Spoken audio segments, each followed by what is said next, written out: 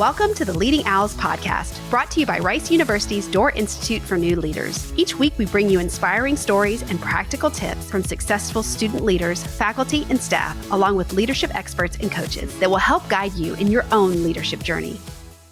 In today's episode, we're joined by Stephanie Taylor, the Associate Director of Leader Development at the Doerr Institute for New Leaders at Rice University. With over 17 years of experience in coaching and facilitating leadership development, from K through 12 students to corporate executives, Stephanie has a deep understanding of what it takes to build resilience. Before joining the Doerr Institute, she led professional development for Teach for America Houston, shaping the growth of countless educators. Today, Stephanie shares insights on what resilience truly means, how you can strengthen it, the potential dark side of resilience, and actionable strategies to boost your resilience in any area of life. Hi, Stephanie. Thank you for joining us. Hi, Kelly. Good to be here. So how is resilience defined, and what does it mean to be resilient? This is such a good question, Kelly. And honestly, it's hard because resilience, when it comes down to it, is a complex issue, a complex concept, and it's more likely to exist on like a continuum that may present itself in different degrees across different domains of life. So it really is a complex issue. So to define it quickly, it can be kind of tricky. But when we think about resilience in our Doerr Institute Catalyst module, we think of it and we define it as the process of being able to positively adapt in the context, in the face of significant adversity. So can you adapt well and bounce back quickly in times of stress? That's the way we define it in our Catalyst modules. What are the benefits of developing resilience, both personally and professionally? We found in our Catalyst modules at the Doerr Institute that participants who have gone through this training and have learned some of the frameworks that we teach, they've actually seen really significant improvements in their sense of self-efficacy, significant reduction in their emotional regulation difficulties, and a significant boost in their overall resilience. And so we can tell students like, hey, by coming to this module, those are some benefits that you will be able to see automatically as a result. But thinking more broadly about developing resilience, I think the research tells us that individuals that show high levels of resilience are less likely to engage in behaviors like self-blame, denial, or experience burnout, which are all really hard things. And so, again, when you show high levels of resilience, you see less of those things. And you actually also see more active coping techniques and report higher levels of happiness and openness to change. So those are all an increase in the good stuff, a decrease in the bad stuff. And again, it's just really exciting to see how training and learning some of these concepts can have a true impact on someone's ability to bounce back. I don't think people realize how this kind of thing can be trained. So I guess that kind of answers my next question a little bit. But so are people born resilient, or is it a skill they can cultivate? It sounds like it is a skill they can cultivate over time. Yeah, absolutely. It's definitely something that can be learned, and it involves developing thoughts, behaviors, and actions that are going to allow you to recover from traumatic or stressful events. How you develop that resilience can be different for different people, but yes, it is something that people can grow. What traits or behaviors do resilient individuals commonly exhibit? Well, developing resilience is a really personal process, and each of us really reacts to stress and trauma differently. Some people bounce back really quickly, while others tend to take longer. So there's no real formula for a resilient person, and what works well for one person may not necessarily work well for another. That's why it's so important to develop multiple techniques for enhancing your resilience. So I keep referencing our Catalyst modules, but I think that's just such a great place to anchor us in that during this module, we teach we call them boosters.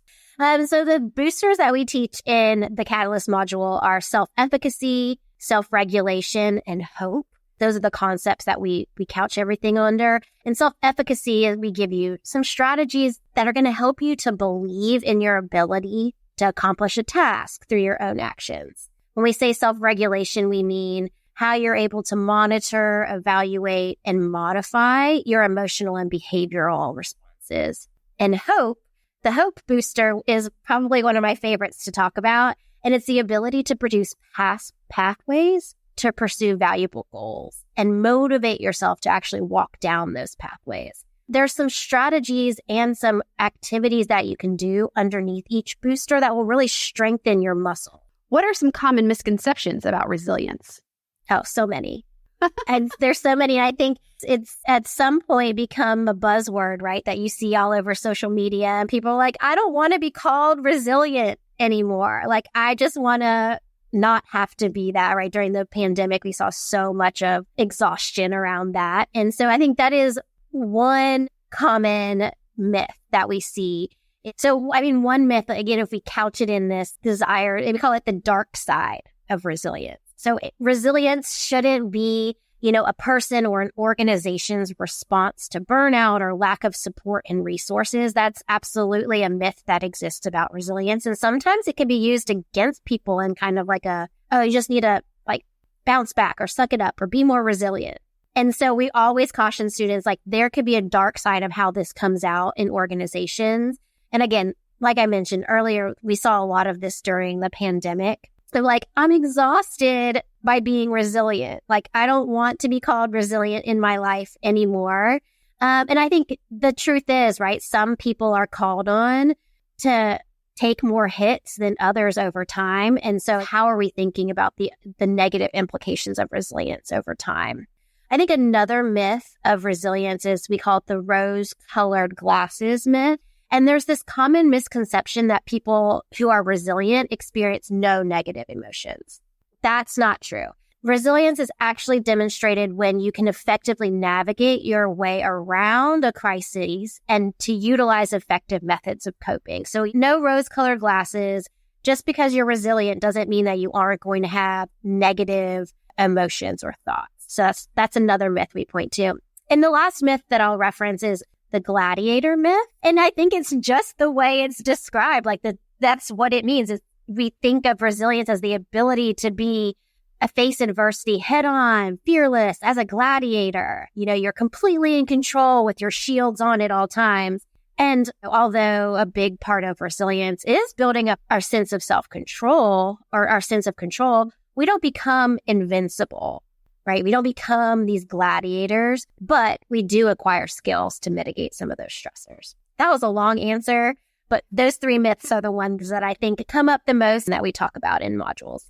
I think that's really good. I think it really encompasses that. I love the dark side of resilience. I think that I never really thought of it that way. But yes, I remember hearing a lot of that coming up during the pandemic, especially for people who were working and it was becoming really a lot more difficult. And college students who were stuck at home and all alone and not mixing with their peers. Yeah. And we think about, some of the inequities that exist in our country and how some people are navigating different inequities and what that might require of their ability to bounce back in stressful situations, having to do that time and time again. So yeah, it's real. How do you address skepticism from some students who come into the Catalyst module, not initially seeing the value of resilience training?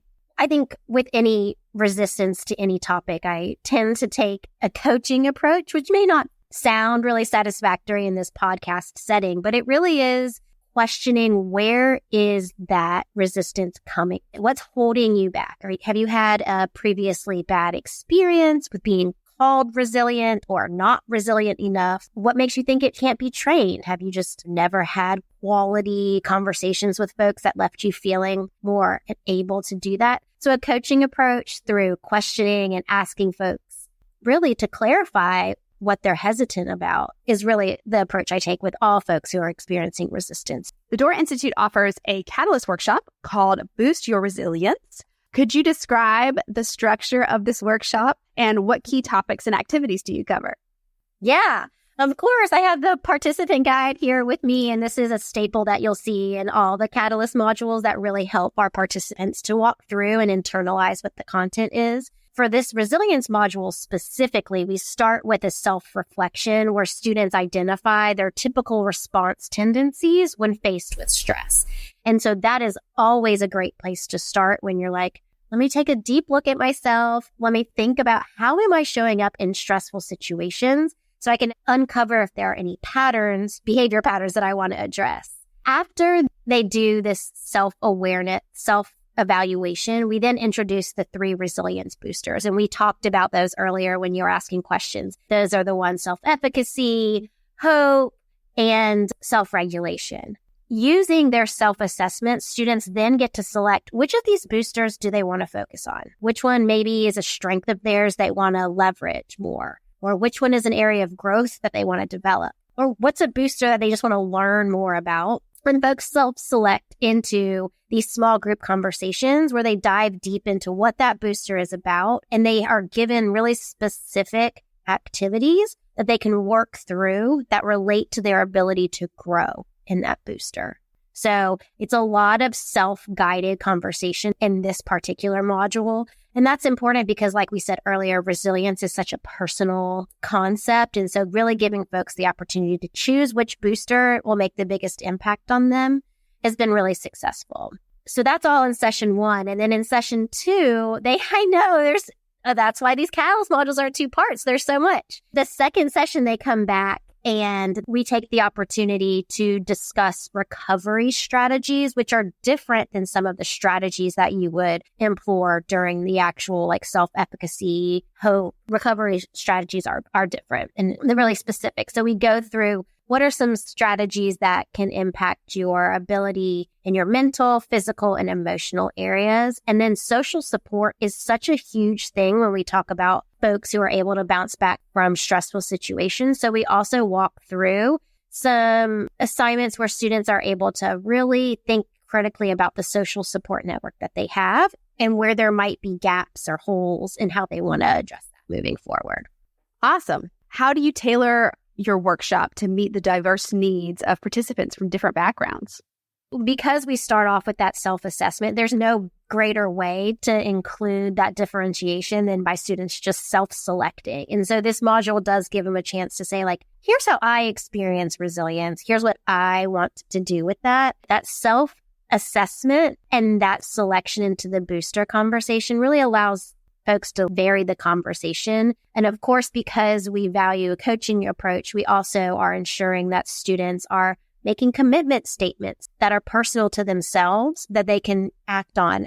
Now, what is one step that people could take away from this podcast to become more resilient? I mean, one step would obviously be registering for the Catalyst module and taking that this semester at Rice. But besides that, what's one thing someone could take away from the podcast to be more resilient? I'm so glad you're plugging the sign up because you're right. That is the best way. And in the module, you're going to get strategies for each of the boosters that I talked about already. But I'll give you a preview because you asked so nicely.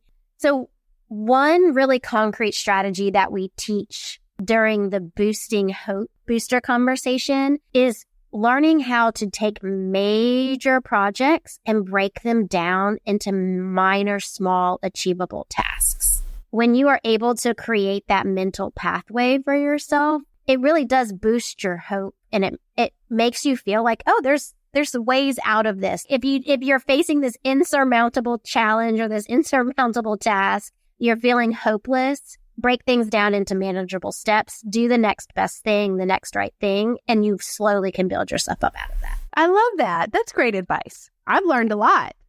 Great. Imagine how much you'll learn when you come to the module and have an opportunity to sit with yourself and others and do that personal reflection. I know. I'm excited.